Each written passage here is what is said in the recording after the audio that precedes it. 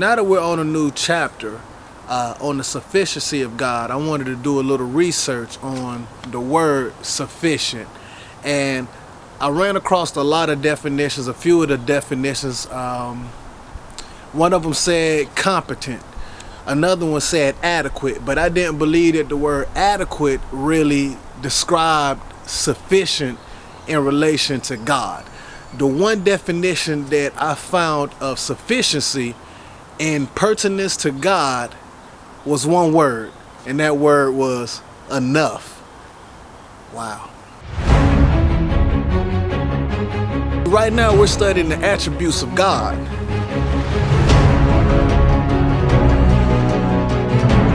We serve a God that is completely sufficient in every sense of the word.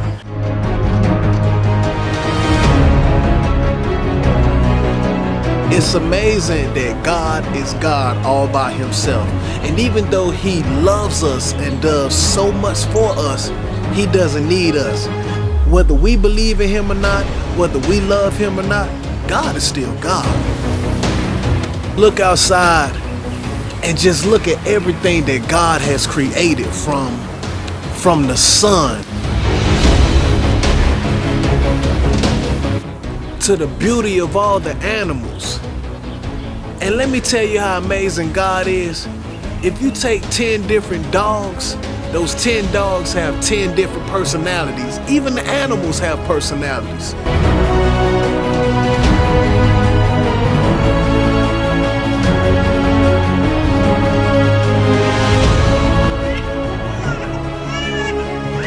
And then I want you to take a look at the beauty that God placed in his children.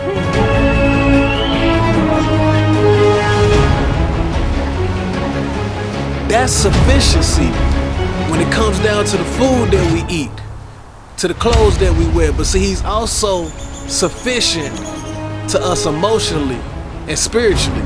It is God's desire that we have a better relationship with him.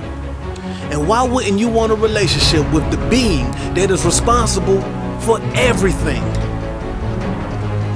As far wide as you can see, as high as you can see, to the things that you can't even see, to the things that you can't even imagine. God is responsible for all of them because he's God all by himself.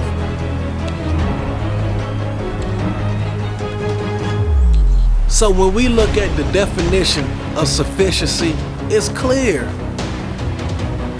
God is enough, and he always has been, and he always will be.